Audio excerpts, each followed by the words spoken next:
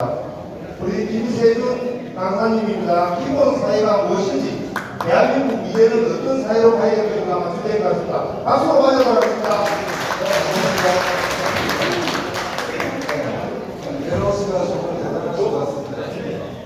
자, 저는 이번 대선에서 대통령이 되신 이재명 대통령의 핵심 공약이에요. 기본사회에 대해서 말씀드리는 자리였습니다. 저는 현재 사단법인 기본사회 대표를 맡고 있고요. 법원이나 기본사회위원회 위원장입니다. 자, 기본사회 하면 어떤 사회일까요? 기대되지 않으세요? 기대되시죠? 네. 많이 기대됩니다. 많이 기대됩니다. 원래 기본 사회. 기본 소득 사회. 알겠습니다. 기본자들을 위해서 기본사회를 헌법에 나와 있어요. 그렇게 되면 빨리. 여러 군데에서 국가는 원래 기본사회를 만들어야 되죠. 구축해야 되죠. 그런데 기본사회가 등장한 건 얼마 되지 않았죠. 그동안 우리 국가는 특히 우리 주권자들은 기본사회에 대한 정보가 없었어요. 왜 그러냐면 기본사회를 국가가 구축하지 않았어도 우리는 없을 수가 있었습니다. 지금 우리나라는 무슨 사회죠? 지금 현재 기본사회가 구축된 건 아니에요. 복지사회입니다. 근데 복지사회는 어떤 사회죠? 우리가 일자리가 있어야 돼요.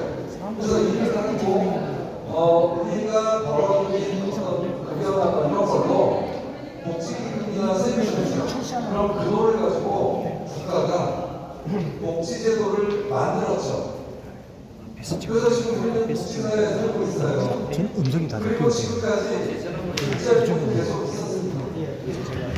그래서 굳이 국가가 우리 기본적인 삶까지 보장 안 해도 돼요. 우리는 우리 스스로 먹고 살 수 있어요. 우리 기본적인 삶은 우리가 스스로 해결할 수 있어요. 이러면서 살아왔어요. 모두 큰 짓만 잡혀요. 그래서 국가도 이런 부지런한 유민들과 함께 이런 복지 시스템을 구축해왔습니다. 우리나라 지금 잘 돼 있어요. 자, 그런데 지금 이제 우리는 결정해야 돼요. 우리 주권자들. 지금 이 복지사회를 강화할 것입니다. 자, 어느 정도로 지금 그동안 우리가 복지 시스템을 구축을 해왔냐면 문재인 때 그 당시에 특히 2021년도 우리나라 국가 예산이 550조였거든요. 그 중에서 복지 예산이 200조였어요. 200조. 거의 뭐 35% 육박하죠. 이 정도로 복지 시스템 구축에 돈을 쏟아붓는 국가예요. 자, 그러면 앞으로 어떻게 해야 될까요? 지금 수준을 유지하는 게 맞는 걸까요? 아니면 좀 더 이 복지에 지금 투자하는 이 기금을 늘려야 될까요? 자, 그러려면 여러분 감당하실 수 있어야 돼요. 감당하실 수 있나요? 자, 지금 이 수준 정도 하는데도 벅차시지 않으세요? 투표에서 선거가 있을 때 정치인들이 복지 수준을 올린다고 공약을 하고 세금을 더 걷어들여야 한다 그러면 여러분들 어떠세요? 싫으시죠? 그죠? 정치인들도 잘 얘기를 못하는 거예요. 그런데 그래도 우리 최선을 다해서 이 정도 구축을 해놨잖아요. 그죠? 자, 그런데 보니까 이게 아직 OECD 하위권이에요. 우리 더 가야 돼요. 그래서 우리는 항상 고민이에요. 지금 이렇게까지 최선을 다해서 복지 시스템을 구축을 해왔는데 이걸 더 OECD 2위 수준으로 좀 올려야 되나? 이게 지금 우리의 고민이에요. 자, 그런데 1위가 어디죠? 프랑스입니다. 31%. 저 수치는 GDP 대비 복지 규모를 좀 계산한 거거든요. 우리나라는 12%예요. 12%. 멕시코 정도입니다. 자, 그러면 프랑스 수준으로 올리는 걸 우리 목표로 해야 될까요? 어떠세요? 31% 정도 가면, 그러니까 GDP의 31% 정도 되면 우리의 삶이 나아질까요? 그건 아무도 모르죠. 우리는 안 가봐서. 그래서 뭐 저 수준으로 가고 31% 지금 우리나라보다 2.5배 정도 높죠. 그죠? 저 나라의 상황을 한번 볼게요. 프랑스는 국민 부담률이 상당히 높습니다. 지금 이 정도 수준 유지하는데 우리가 지금 부담하고 있는 비중이 26.7%거든요. 근데 프랑스 수준으로 가려고 하면 우리 부담률이 이 정도까지 높아져야 돼요. 46.6%. 정치인들이 이 얘기를 함부로 못합니다. 그러면서 복지 수준을 높이자고는 하거든요. 자, 그러면 우리의 숙제가 이건가요? 프랑스 수준으로 한번 가보는 건가요? 자, 프랑스 수준으로 가려면 지금보다 여러분께서 1.5배 더 부담하셔야 되거든요. 어떠세요? 가능하세요? 괜찮으세요? 마음이 무거우시죠? 그죠? 지금보다 1.5배. 자, 그러면 가능한 방법이 하나 있어요. 뭐냐면 일자리가 계속 풍부해야 돼요. 그리고 매년 지속적으로 우리의 소득이 늘어야 돼요. 지금 그런 상황이신가요? 일자가 네, 그렇죠. 그리고 이게 적어도 20년, 30년 계속 지속되면 가능해요. 우리는 그렇게 살아왔죠, 우리 세대. 저는 69년생이거든요. 저희들은 이렇게 살아온 것 같아요. 근데 우리 자식들, 지금 20대, 30대들, 이런 거 감당할 수 있을까요? 그래서 우리는 이제 우리 기성세대를 위한 나라가 아니라 앞으로 이 땅에 살아갈 그 젊은 친구들을 위해서 고민을 해야 돼요. 자, 그런데 지금 여러분들 몇 살까지 사실 것 같습니까? 그렇죠. 100살 기본적으로 나오죠. 국가가 5년에 한 번씩 조사를 했어요. 진짜로 대한민국 사람들 몇 살까지 사는가. 누구한테 물어봤는지 아세요? 생명보험회사한테 물어봤어요. 그래서 5년에 한 번씩 조사를 했고 10번째 조사 작년 1월에 끝났어요. 그리고 50년 동안 이 조사를 한 거죠. 작년 우리나라 남자 89세, 여자 91세. 자, 그런데 계속 늘어났죠. 10년 후에는 어떻게 됐을까요? 적어도 남자 93, 4세, 여자는 거의 100세가 있을 거예요. 20년 후에는. 자, 그런데 우리의 수명은 점점 이렇게 늘어나고 있는데 지금 우리나라 인구가 어떻게 되고 있어요? 인구를 이렇게 뚫고 있어요. 근데 이게 어느 정도 심각한 건지 모르죠? 서양에서는 이미 우리나라 멸종된다고 해요. 그래서 요즘 유튜브 들어가 보시면 외국인들이 자주 올리는 유튜브가 하나 있죠. 그들의 버킷리스트가 한국에 와서 광장시장 같은 데 가는 거래요. K의 파워가 그만큼 세져졌죠. 근데 가끔 이런 거 올리는 사람도 있어요. 돈 멸종된다고 해서 와봤어요. 이런 사람들도 있어요. 근데 이게 어느 정도로 심각하냐면 자, 남자, 여자 100명이 100쌍이죠. 그죠? 명수로 200명입니다. 200명 100쌍이 결혼을 하면 아기가 몇 명 나오죠? 지금 우리나라 출생률 0.7 무너졌어요. 그 0.7로 계산해볼게요. 100쌍이 결혼하면 아기가 몇 명 탄생? 그래서 70명이죠. 애는 여자는 그러면 200명이 70명으로 줄어드는 거예요. 그럼 저 70명이 남자, 여자 35명씩. 그 여자 35명이 또 0.7을 나면 24명이고, 저 24명이 12에서 또 0.7을 나면 8.4. 3세대 만에 200명이 8.4명으로 줄어드는 이런 어마어마한 속도로 지금 인구가 감소하고 있어요. 그런데 인구가 감소하는 이유가 뭘까요? 왜 젊은 친구들은 결혼을 할 생각도 못하고 결혼을 해도 애를 낳을 생각을 안 하고 낳아도 한 명 낳는다고 할까요? 이유가 뭘까요? 저희 세대는 저보다 2명에서 5명 정도는 기본적으로 생각을 했었던 것 같아요. 이유는 뭐냐면 지금 젊은 세대들이 보는 세상이 우리 세대가 보는 세상이랑 다른 거예요. 자, 어떠냐? 뭐 지방 소멸 되고 있죠, 그죠? 뭐 이거는 너무 잘하시는 내용까지 넘어가겠습니다. 제가 7시에 끝내가려고 해서 제가 충남 공주 사람이거든요. 근데 원래 말이 늦잖아요. 충남 공주 사람. 지금 말을 엄청 걸리고 지금 인생이 이게요, 제가. 빨리 시작해요. 자, 우리 때는 어떤 기계가 새로 등장을 해서 우리를 불안해하지 않았어요. 왜냐하면 그 기계는 우리의 조작이 없으면 움직이지 않았거든요. 그런데 요즘 나오는 기계는 어떻죠? 사람의 조작이 없어도 스스로 움직여요. 이런 걸 로봇이라고 해요. 자, 근데 젊은 친구들 눈에 이런 것들이 자주 보이는 거예요. 그래서 우리는 정년까지 시험하는 게 힘들겠다, 결혼도 힘들겠다, 이제 이렇게 생각을 하는 건데, 이 로봇 도입이 가장 빠른 나라가 어딘지 아십니까? 대한민국이에요. 여기 보시면 이게 로봇 밀도라는 수치거든요. 로봇 밀도가 뭐냐면 일반 기계 아니에요. 스스로 움직이는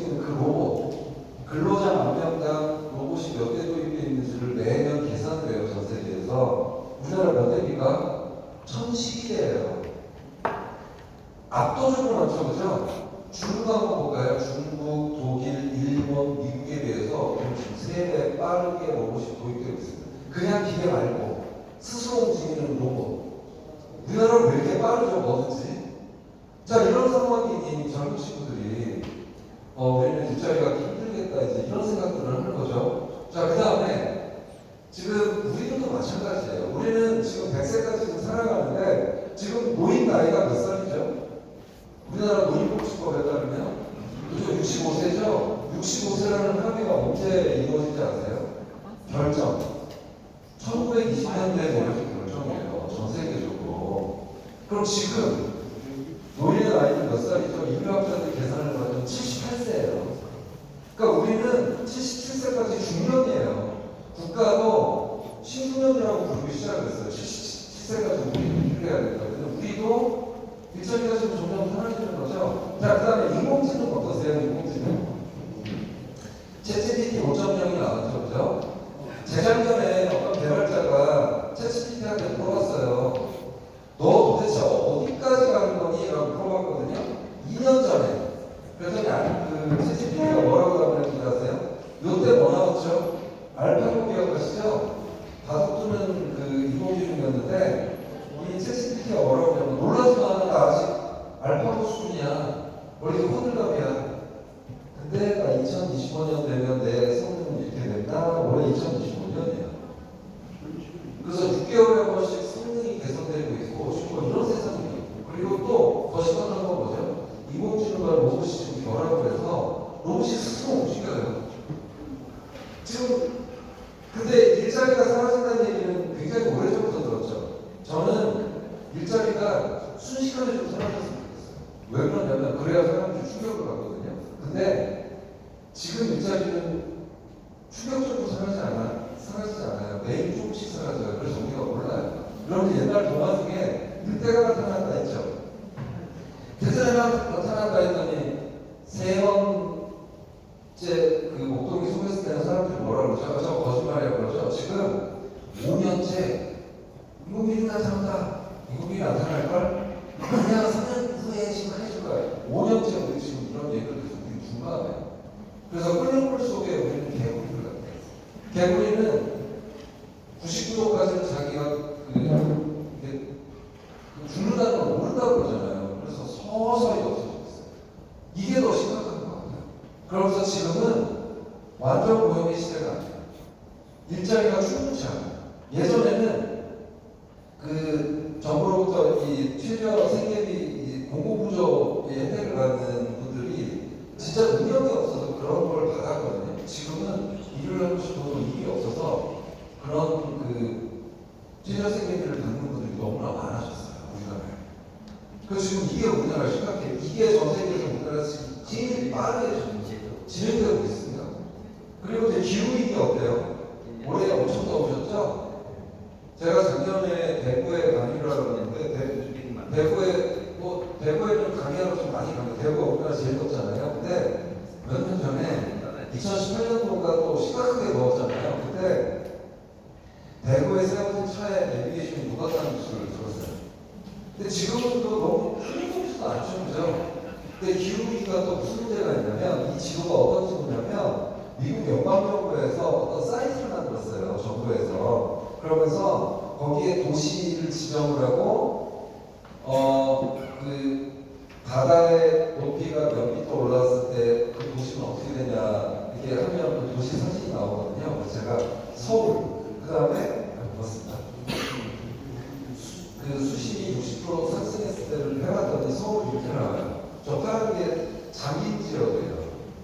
근데 지금 수심은 계속 올라오고 있죠. 그런데 이게 더 문제가 뭐냐면 우리나라는 전 세계에서 탄소를 제일 많이 쓰는 나라예요. 이게 무슨 얘기냐면 제조업 비중이 전 세계에서 제일 높아요. 특히 OECD가 제일 높거든요. 27% 정도 됩니다. 그동안 우리는 어떻게 먹고 살았냐면 탄소를 써서 수출을 해서 먹고 살았죠. 우리나라 수출비용이 전 세계 제일 높은 거 아시죠? 일본은 수출 10%밖에 안 해요. 90%는 일본 사람들이 다 자기들이 생산한 거 사요. 사서 써요. 내수경제죠. 우리나라는 수출을 반 이상을 해요. 탄소를 써서 지금까지 수출을 했어요. 반 이상. 안 그러면 전부 다 죽습니다. 근데 지금 다른 나라들이 우리나라 탄소로 만든 제품을 뭘 매기고 있죠? 탄소 국경세를 매기고 있어요.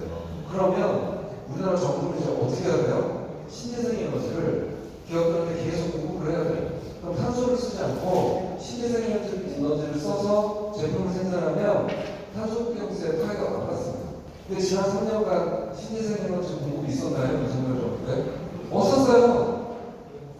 시작했어요. 원전 확대만 골몰. 자, 윤석열 정부는 원전이 신재생 에너지라고 했거든요. 근데 유럽이나 미국에서는 원전을 인정하지 않고 있어요. 그러니까 우리나라 기업들이 지금 어떻게 하고 있죠? 윤정부 동안 다른 나라로 갔어요, 공장을. 신재생 에너지가 공급되는 곳으로 간 거예요. 이 또한 뭐죠? 일자리가 사라집니다. 이래서 일자리 사라지고 저래서 일자리 사라지고 있어요. 그러니 우리 자녀 세대들이 무슨 결혼을 하고 애를 뭐 구세주라고 그런 꿈을 꿀 수가 있을까요? 지금 그 젊은 세대들이 나와서 유튜브나 TV 뉴스에서 나와서 하는 얘기 들어보면 애를 왜 안 낳아 이렇게 물어보면 그들을 불행하게 만들 수 없어요. 이런 얘기들은 그 충분히 이해가 가죠. 그래서 지금 작년에 우리나라에 또 하나 충격적인 사건이 벌어졌는데 우리나라 은행이 작년에 얼마나 많은 돈을 벌어들인지 아세요? 우리나라 5대 금융지주 있죠. 국민, 신한, 원형, 신한 이런 곳이 이자 수익만 작년에 40조 원을 벌었거든요. 이자 수익만.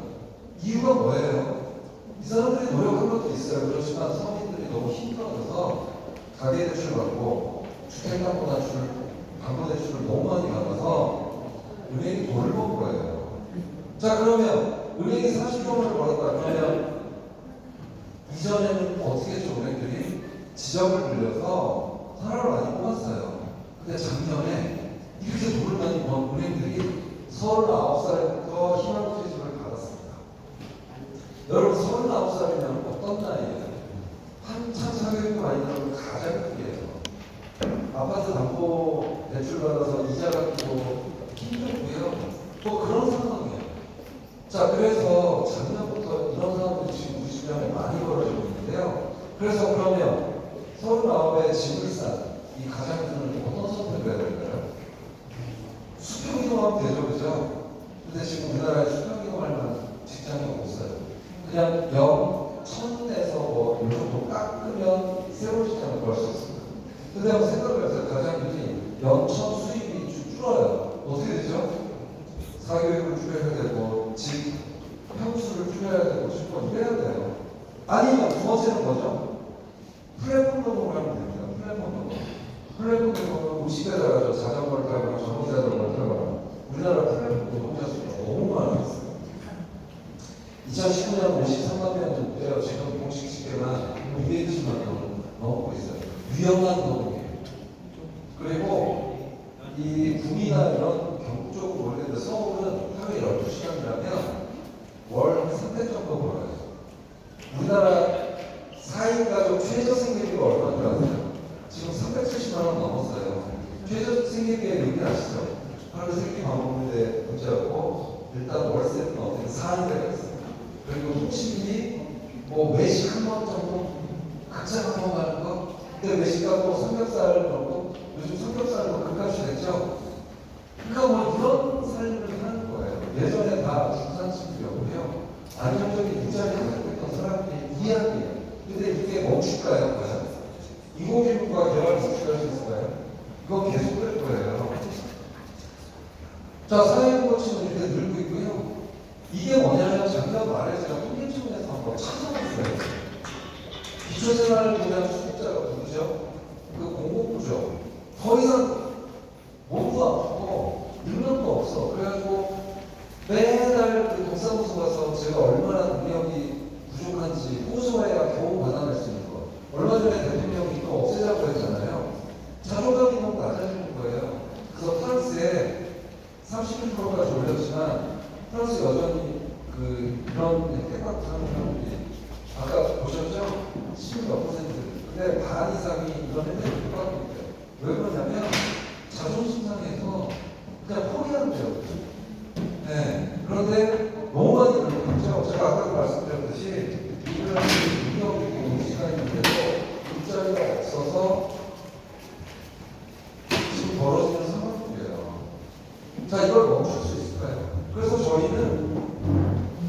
지금까지는 우리가 일자리가 있어서 국가가 IMF 위기에 빠지면 우리가 또 그 모아서 살려놓고 대기업이나 은행이 어려워지면 우리가 또 살려놓고 그러지 않습니까? 그래서 국가가 지금까지 이상없이 온 거예요. 시스템이 이렇게 구축돼가지고. 근데 지금 어때요? 이제 우리는 그럴 힘이 점점 사라지고 있어요. 그럼 이제 어떻게 해야 되죠? 이제 국가가 국민들의 삶을 책임져야 돼요. 기본적인 삶. 뭐 푸념있게 책임져야 하는 거 아니에요. 기본소득 뭘 선택시키고 그러자는 거 아니에요. 일단 누구나 보편적으로 기본적인 삶을 살 수 있게. 그러니까 취조생기 정도의 소득이 일단 주어지고 그 다음에 뭐 통신비, 교통비 이 정도 국가가 이제 책임지자는 거거든요. 그래서 이게 30년 사업이에요. 이재명 대통령이 그러셨죠. 사람과 30년, 기와 30년, 이제 기본사회 30년 이제 시작을 하고 있습니다. 근데 기본사회는 보편성이에요. 누구나 최소한의 삶을 인간적인 최소한의 삶이 아니라 인간적인 삶, 기본적인 삶을 보장하겠다고 하는 거거든요. 그래서 시작한 거예요. 자, 그런데 기본사회 하면 반대하시는 분들이 무슨 얘기를 하죠? 도대체 무슨 돈으로? 그렇죠. 또 세금과 걷어갈 거야? 자, 지난 대선 때, 이번 대선 때 말고 지난 대선 때 사실 저희는 여기에 대해서 명확하게 답을 못했어요. 그런데 이번에 우리는 찾았습니다. 그래서 이걸 가지고 이제 많은 분들을 좀 안심시켜야 돼요. 그건 뭐냐? 어떤 제안을 가지고 갈 거냐? 우리는 어차피 탄소 중립을 해야 돼요. 탄소 중립 안 하면 우리 그 아이들은 다 죽어요 그냥. 그래서 2050년까지 탄소 중립을 제로를 달성을 해야 되잖아요. 그러면서 우리는 에너지를 뭘로 공급해야죠? 신재생 에너지를 다 바꿔야 됩니다. 대부분을. 그러면 그 신재생 에너지에서 재원이 나는 거예요. 그 재원으로 하나씩 조금씩 국민들의 기본적인 삶을 채워나가기 시작을 할 거예요. 그래서 여기 보시면 일단 기본소득으로 최소한의 삶을 보장합니다. 그리고 여러 가지 기본 서비스 국가가 제공합니다. 자, 그래서 이제부터 이제 전쟁이 치러질 거예요. 이제 곧 대통령 직속 기본사회위원회도 꾸려지고 그럴 때 이제 반대도 많이 있을 거예요. 그런데 반대하는 분들 중에 상당수는 찬성하고 싶지만 걱정돼서 못하시는 분들이 아주 많습니다. 그러면 우리가 좀 그분들을 좀 알려야 될 것 같아요. 걱정하지 마세요. 재정 충분하고요. 그래서 이제 지금부터 재정에 대해서 좀 말씀을 드릴 텐데, 공유부를 우리는 그 활용을 해야 돼요. 공유부는 뭐죠? 그 누구의 것도 아니에요. 예를 들어서 알래스카에서 땅 속에서 석유가 나왔거든요. 이거 누구 거예요? 아니, 어떤 사람들은 그럴 수 있어요. 이거 정유회사 거예요. 어떤 사람은 우리 알래스카 주민들 거 아니야? 결국 인식이에요. 인식만 있으면 우리는 지금 많은 공유자산들을 찾아낼 수 있어요. 자, 뭐죠? 알래스카에 석유가 나와서 그때 민원은 이거 우리 알래스카 주민 거예요 생각을 해서 알래스카는 이제 기본소득이 주어지고 있죠. 근데 만약에 그 알래스카 민어가 이거 정유회사 거예요. 그럼 기본소득이 주어지겠습니까? 그래서 여기 보시면 많은 것들이 있어요. 자연 공유구, 햇빛, 바람. 이거 누구 거예요? 우리 거예요. 지금 햇빛, 바람을 이용해서 기본소득이 주어지는 것들이 있죠. 어떤 마을에서는요, 기본교통을 실현하는 곳이 있어요. 이게 다 뭐죠? 인식이에요. 기본사회는 인식이에요. 돈이 아니에요. 얼마든지 있어요. 또 뭐도 있죠? 화폐화할 거, 빅데이터 세, 빅데이터 뭐 이런 것들도 있습니다. 국가 펀드도 있고요. 한국에는 한국투자공사라는 곳이 있어서 세금이 투자를 해요. 그런 것들 그동안 어디에 쓰나 모르겠어요. 근데 이거를 인식을 전환하면서 기본적인 삶을 실현하는데 쓰겠다 이렇게만 하면 돼요. 이거 리더와 우리 주권자들의 약속이고 그런 거거든요. 자, 빅데이터는 누구 거예요? 빅데이터 누구 겁니까? 인공지능으로 돈 버는 회사들 건가요? 빅데이터로 지금 천문학적인 수준의 돈을 벌는 그 회사들 건가요? 만약에 빅데이터를 그들이 안 걸렸다 그러면 우리는 그때 다 줘야 돼요. 우리 거 아니에요. 자, 그런데 지금 인공지능 기업이 내가 생수병이라는 걸 인식하기 위해서 그동안 어떻게 했죠? 인공지능 개발자들이 이렇게 생각을 했어요. 인공지능한테 얘 청계산 보여주면 얘가 학습해서 이렇게도 생수병이라고 인식하기 쉽게 왜 그러냐면 그러다가 2010년대 초반에 들어와서 빅데이터가 있었잖아요. 그거에 연결해서 쓰는 거예요. 그래서 인공지능한테 수많은 사실을 보여주는 거죠. 10만이나 100만, 1억 장. 이렇게도 생수, 이렇게도 생수, 이렇게. 그래서 이제 AI는 이렇게도 생수라고 하는 거예요. 근데 그 사실을 부합을 했어요. 우리 구성원들이 올린 거예요. 만약에 AI 회사에서 이 생수 사진 1억 장을 자기들이 다 찍어서 보여줬다 그러면 그거는 AI 회사인 거예요. 근데 지금 AI는 이 세상에 있는 온갖 만물들을 다 인식하기 시작했습니다. 그 사진 다 누가 찍어서 올렸어요? 우리가 다 올렸어요. 그래서 빅데이터는 공유예요. 인식만 있으면 돼요. 그래서 AI나 SNS 혹은 빅데이터로 돌아가면 세금 내기도 돼요. 그래서 그거를 제어하고 사는 분이에요. 근데 우리는 그동안 그런 걸 너무 모르고 살았죠. 그 다음에 두 번째 R&D 이런 게 있고요. 그래서 실제로 신한군 얘기도 많이 들어보셨죠?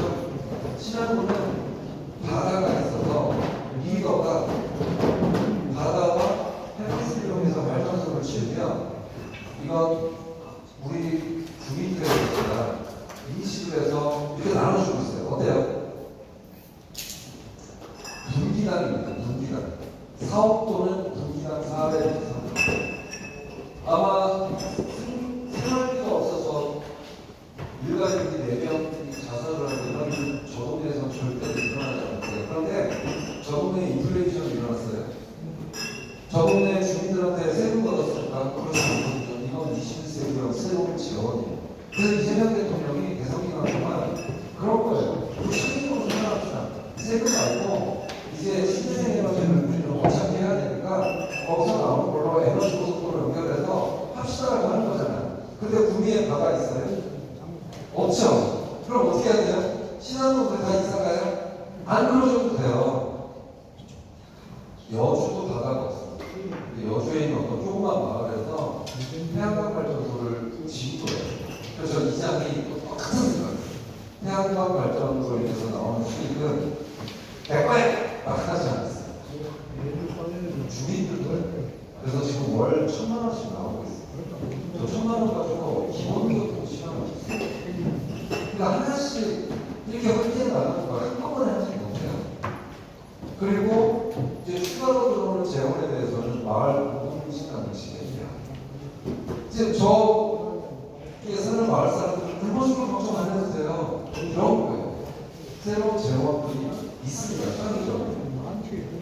그래서 이번 대선 때 이재명 그 당시에 뽑혀서도 이 마음을 못했어요. 이게 바로 우리가 나아가야 되거든요. 그리고 또 하나, 횡재세가 있어요.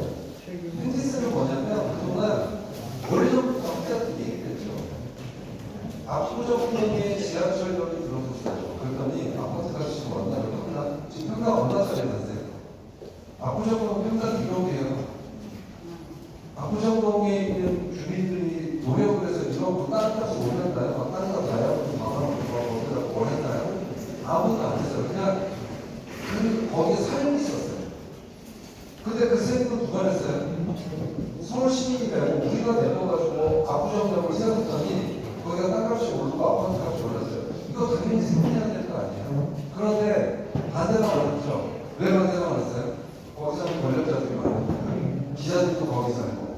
그런데 그 횡재세는 이렇게 생각을 하면 중간적으로 얻을 것 같아요. 대내의 환경과 환경적으로 큰 이익을 거둔 기업에 거둔 세금. 작년에 우리나라 민들이 40조 원의 이자 수익을 올렸다고 했잖아요.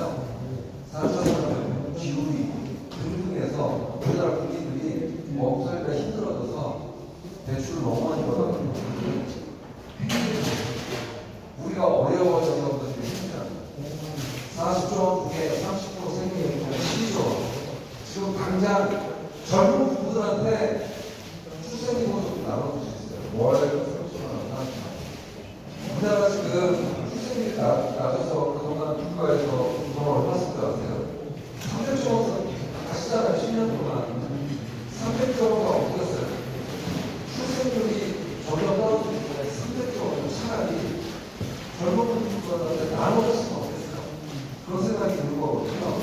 12조 원이면 지금 각자가 그러면 젊은 분들이 내가 진짜 내가 어디 있었구나. 정부에서 애들 살수 있는 일이나 애들 몇 살까지 30만 원 주면 기저귀가 걱정 안 해도 될 것 같고요. 그래서 비용이 그래서 횡재세. 그래서 지금 유럽은 이 횡재세를 실현을 하고 있습니다. 뭐냐? 너무 더워졌잖아요. 우리 에어컨 틀기 겁나죠. 저 예전에 에어컨 틀면 집사람 같이 등을 때려요. 막 이러죠. 우리는 무신세니까. 근데 어쩔 수 없잖아요. 지금 에어컨을 안 틀면 너무 힘들잖아요. 열사병 걸려서 우리나라 지금 작년에 저소득 중에 에어컨 옆에서 못 켜서 열사병으로 돌아가신 분 계셨어요? 이제 생기기 시작하는 거예요. 그런데 유럽이 더우니까 발전회사들이 횡재하잖아요. 횡재세를 좀 매기고 있어요. 근데 우리나라도 이런 것들이 또 재원이 될 거예요. 자, 그래서 횡재세는 또 하나. 우리나라는 주권자들이 참 위대해요. 여기 계신 분들 위대하지 않으세요? 제가 충남 민주라는 곳에서 태어났다고 해서 지금 몇 분이 있어요? 너무 많은 줄 알죠? 사실 저 너무 힘들더라고요. 부끄러워요. 왜 그래야 되는데 지금 여기 있어서 다행히 시간이 안 지났어요. 제가 7살 때 공주나 이런 데 가보면 우리도 지금 농사 짓는 곳이 꽤 있죠. 완전 시골이에요. 그래서 이라는 것이 있어요. 충남에 이 어떤 경천이라는 곳에 이모가 살아서 초등학교 7살짜리가 초등학교 졸업식을 구경을 하는 거예요. 근데 졸업식이 끝날 때쯤 되니까 버스가 한 10몇 대가 막 들어와요. 그래서 저 버스 뭐예요? 그러는데 초등학교 6학년 졸업한 여자 누나들이 물리치죠. 엄마들이 물리치죠. 이 초등학교 6학년짜리 어린 여자애들 어디로 갔어요? 그 버스를 타고 충남만으로 갔어요. 그날부터 직업생활을 시작해요. 그래서 우리 집안에 살리고 그랬잖아요. 그러면서 주경자도 가고 밤에 중학교 검정고시에 해서 지금 선생님이 만들어놨잖아요. 우리들이 다 그랬잖아요. 그죠? 대한민국 주권자들은 이미 기본사를 실현하고 있었어요. 정부가 미안해요. 제가 기본사에 전국 돌아다니면서 이렇게 많은 분들께 뵙고 강의도 하고 그러면서 지역 사회를 조사하고 그러거든요. 놀랐어요. 마을 건물이 너무 많아요. 누가 가르쳐주지도 않았어요. 이재명이라는 사람이 가서 마을 건물 어때요? 하지도 않았어요. 강남 이사장이라는 분이 가서 알려주지도 않았어요. 교수들 가서 마을 건물 하는 거 어때요? 라고 하지 않았어요. 그냥 구성원들이 이렇게 생각하는 거예요. 양식장 현세가 내가 5세대가 만든 것이고 양식장 주입은 우리가 구성원. 근데 할머니 할아버지 되셔서 노동을 못하시는 분들도 나눠주셔야 돼요. 수입. 이미 기본소득 기본사회를 실현하고 있었던 거예요. 자, 그럼 여기는 이런 게 있냐? 몰랐어요. 적극적으로 이렇게 하면 안 나요. 그래서 우리는 여기는 아마 권력이 아닌 권한 행사. 이재명 대통령이 하는 얘기가 항상 그러잖아요. 나는 멋있다. 권한을 달라. 나는 권력자가 아니다. 다 이제 권한 행사. 그런 측면에서 지금 여기에가 모이셨을 거고요. 위원장 선거가 있는 거죠.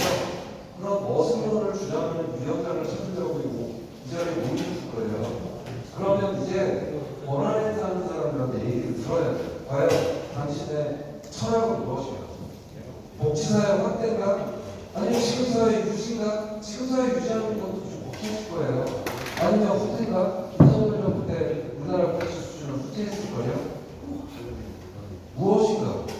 그때 기전을 물어봐야 되거든요. 저희는 그게 기본사회여야 된다고 봅니다. 그래서 그래서 이 마을연금의 교훈은 뭐냐면요.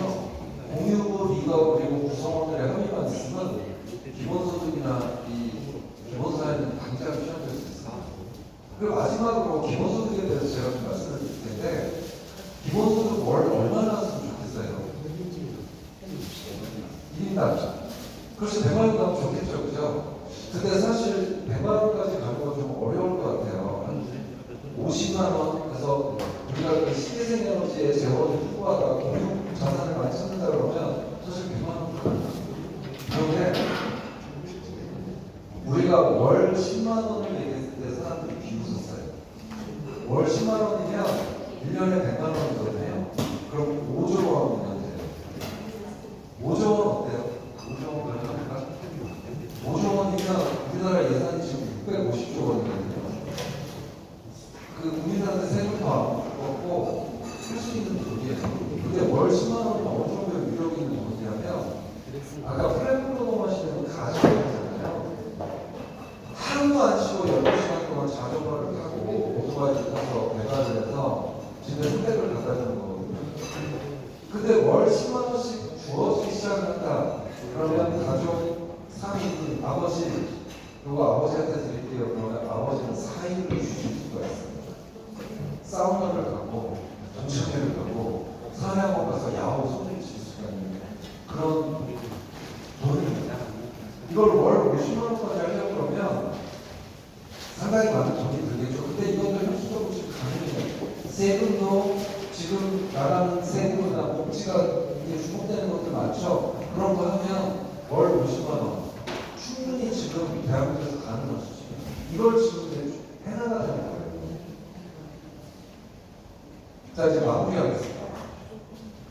인클로저 운동이라고 기억나십니까? 인클로저 운동? 제가 여기에 지금 인클로저 운동은 어떤 거냐면요. 영국에서 저어진 거예요. 그때 귀족들 귀에 어마어마한 재테크에 대한 소식이 들어왔어요. 그 요즘은 코인이죠, 그죠? 근데 그 당시에 농사를 짓고 있던 귀족들 귀에 야 양을 키워. 그래서 양털을 갖다서 프랑스에 수출하면 그쪽에 팔면 농사 짓는 것보다 수십 배의 돈을 벌 수 있어요. 라고 했어요. 그랬더니 이 귀족들이 여러분들이 귀족에서 어땠어요? 여기 계신 분들은 아마 그럼 농민들 어떻게 찾아야 되잖아. 농민이 필요가 없거든요. 양을 키우는 분들은 크셨을 거예요. 난 그냥 돈 안 벌래. 이러셨을 거예요. 그런데 그때 귀족들은 하나같이 다 목장으로 바꿔버렸습니다. 그래서 그 농민들은 하루아침에 쉬었다는 거였어요. 그래서 어떻게 했죠? 그냥 거지가 되는 거예요. 그래서 어떻게 하죠? 시골에서는 어떻게 할 수가 없으니까 어떻게 했죠? 도시로 갔어요. 기대가 있었겠죠. 도시에 가면 일자리가 있겠지. 근데 일자리가 없었어요. 그래서 거지가 되거나 날강도가 되거나 종도둑이 됐어요. 그 당시에 종도둑 된 사람은 사형을 받았어요. 근데 그 당시에 너무나 많은 그 시기에 대전환기는 원래 좀 고통스러운 거예요. 지금 우리나라 대전환기죠.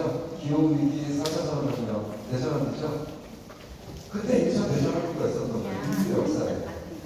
갑자기 도시에 빈민들이 몰아닥치기 시작하는 거예요. 그때 어떤 학자가 책을 썼어요. 뭐라고 썼는지 알아요? 저 빈민들을 국가가 독자라고 썼어요. 어때요? 과격해요? 저 빈민들을 국가가 지원하자는 생각이 어때요? 이게 지금 우리나라에 있는 공공부족이에요. 최준 선생님이 말씀하신 아까. 근데 그 당시에는 이게 굉장히 위험한 생각이었죠. 그래서 이 글을 쓴 사람은 도망다니다가 잡혀서 비참하게 죽었어요. 근데 만약에 이 생각을 어떤 정치인이 지방자치단체에서 실험을 했으면 이거 괜찮은 건데 이거 당연히 해야 될 건데라고 생각이 들어서 고생을 확산될 수도 있었어요. 그런데 이게 제도적으로 실제로 도입된 건 100년 엘리자베스 여왕이 처음으로 국가에서 국민들을 위해서 뭔가 이렇게 지원하기 시작했어요. 자, 기본사회. 지금 너무나 많은 사람들이 기본사회가 생겨요. 그걸 지금 지자체에서 지자체에서 엄청나게 신호가 가고 있어요. 어디서 그렇죠? 마을정부뿐만 아니라 광명시 뭐 이런 곳에서 지자체 단체장들이 이걸 시험하고 있어요. 얼마나 다행입니까? 그래서 이번에 지선에서 지금 중앙에서는 대통령께서 기본사회를 떠나지 못하고 있어요. 일단 성장을 시켜야 기본사회를 떠날 수가 있기 때문에 그래서 지선에서 지방에서 이렇게 기본사회가 좀 시켜야 얼마나 좋을까요? 생각을 합니다. 마을정부처럼 지방정부에서 우리가 기본사회를 특수공약을 내세우고 그런 후보가 되고 그러면 아래서부터 위로 이런 기본사회가 확산돼요. 자, 그래서 당부부터 특히 구미부터 이 기본사회에 대한 어떤 그 실현의 어떤 바람이 한국 전체로 흡수하는 바라면서 강의를 마치도록 하겠습니다. 고맙습니다.